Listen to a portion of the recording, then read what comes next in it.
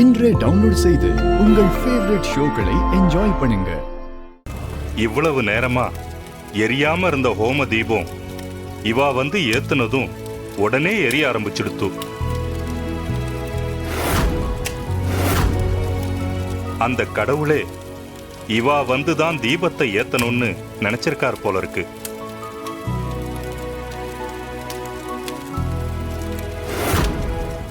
என்ன நடக்குதுங்க? அது எப்படி இந்த மாதிரி எல்லாம் நடக்கும்? நாங்க அத்தனை தடவை பத்த வச்சோம், இந்த ஹோம குண்டம் பத்தல.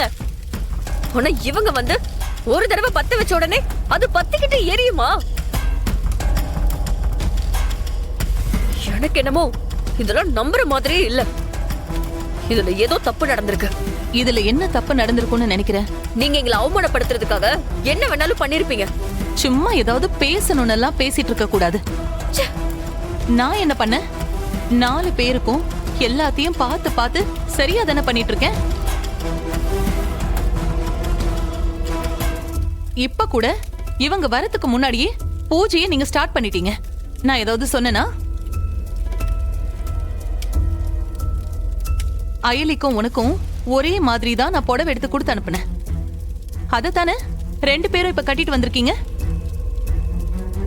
இல்ல வேணும்னே உனக்கு கொடுத்து அனுப்புன புடவைய நான் கிழிச்சு அனுப்புனா?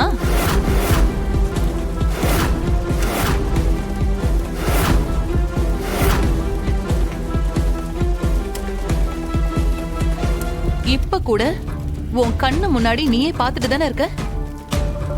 நீங்க ஹோம தீபத்தை பத்த வைக்கிறதுக்கு ட்ரை பண்ணி அது முடியாம தானே இவங்க பத்த வச்சாங்க.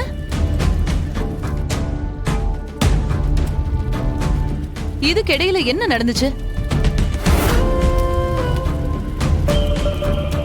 போச்சு போச்சு, எல்லாமே போச்சு. உங்க அக்கா தான் அவங்களை இழுத்து புடிச்சிட்டு இருக்காங்கன்னு பார்த்தா நடக்கிறதும் அவங்களுக்கு சாதகமாவே இருக்கு. என்ன மாயமோ மந்திரமோ தெரியல. அது எப்படி நாம என்ன பண்ணாலும் அவங்களால அதுல இருந்து தப்பிச்சிட முடியுது? உண்மையிலேயே உலகத்துல இப்படி இல்லாம மனுஷங்க இருப்பாங்க. நாம பத்த வச்சா ஹோம தீபம் எரியாதான், ஆனா அதுவே அவங்க பத்த வச்ச உடனே அது பத்திக்குமா? நடக்கிறது எல்லாமே கொஞ்சம் கூட லாஜிக்கே இல்லாம இருக்கு. இதெல்லாம் நினைச்சு பார்த்தாலே சரியான டென்ஷனா இருக்கு. கொஞ்சம் நிறுத்துறியா? நானும் எல்லாத்தையும் பார்த்துட்டு தான் இருக்கேன். எனக்கும் எல்லாமே தெரியும். எனக்கு இருக்கிற கோபத்துக்கு அந்த சிவாவையும் அயலியும் கொன்றுலாமான்னு தோணுது. ஆனா இப்போதைக்கு எங்க அப்பாவை எப்படியாவது வெளியே கொண்டு வரணும். அதனாலதான் நான் பொறுமையா இருக்கேன். அவர் மட்டும் வெளியே வரட்டுமே, அப்புறம் பாரு என்ன நடக்குதுன்னு. அப்ப மட்டும் என்ன பண்ணிடுவீங்க? இல்ல உங்களால உங்க அக்காவை மீறி என்ன பண்ணிட முடியும்? அப்பவும் உங்க அக்கா என்ன சொல்றாங்களோ அதுக்கு தலையாட்டிட்டு அமைதியா தானே போவீங்க. இதுக்கப்புறமும் உங்களெல்லாம் நம்பி எந்த பிரயோஜனமும் இல்ல. ஏன்னா இந்த வீட்ல நேத்து வந்த அந்த சிவாக்கு இருக்கிற அதிகாரம் கூட உங்களுக்கு இல்ல. உங்களை எல்லாரும் ஒரு டம்மி பீஸ் மாதிரி தான் பாக்குறாங்க.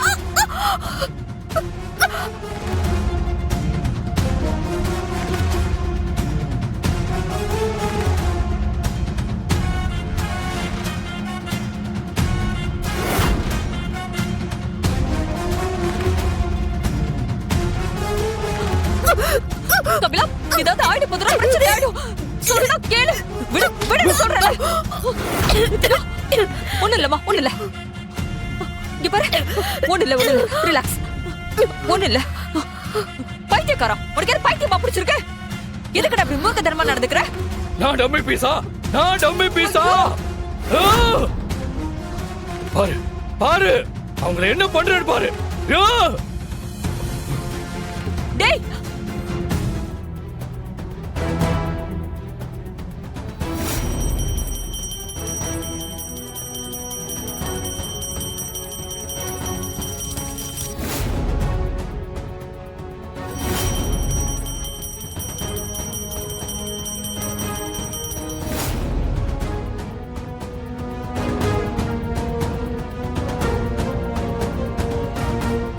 யாருக்குடா மகன்? யாரு தடுத்தாலும் சொன்னாலும் நீங்க தான் என் அப்பா.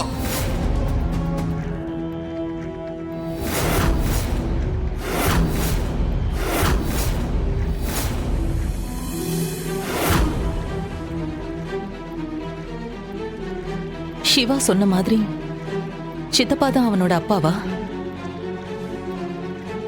அப்போ சிவா தான் சித்தப்பாவோட மூத்த வாரிசா? அது உண்மையா இருந்தா சித்தப்பா ஏன் நம்ம கிட்ட போய் சொல்லணும்? ஏன் இத்தனை வருஷமா அந்த உண்மையை மறைச்சு வைக்கணும்? நடக்கிறது எல்லாம் வச்சு பார்க்கும்போது சிவா பொய் சொல்ற மாதிரி எனக்கு தோணல. இன்னைக்கு பூஜையில நடந்த விஷயமும் அதுக்கு ஃபேவரா தான் இருந்துச்சு. எது உண்மை? சித்தப்பா எதுக்கு சிவாவை பத்தின உண்மையை மறைக்கணும்?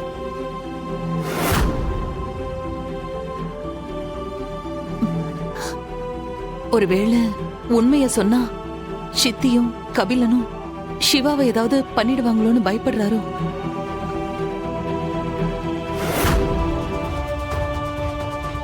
முதல்ல சித்தப்பாவை சீக்கிரம் வெளியில கொண்டு வரணும்.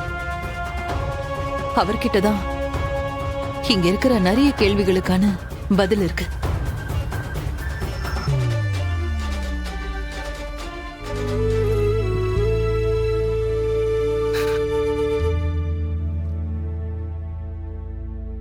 சிவா,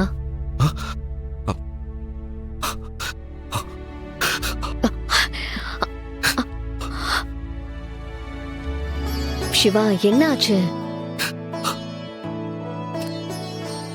ஏன் அழறீங்க? இது போதும் அயலி, இது போதும். அங்க என்ன நடந்துச்சுன்னு பார்த்தல்ல.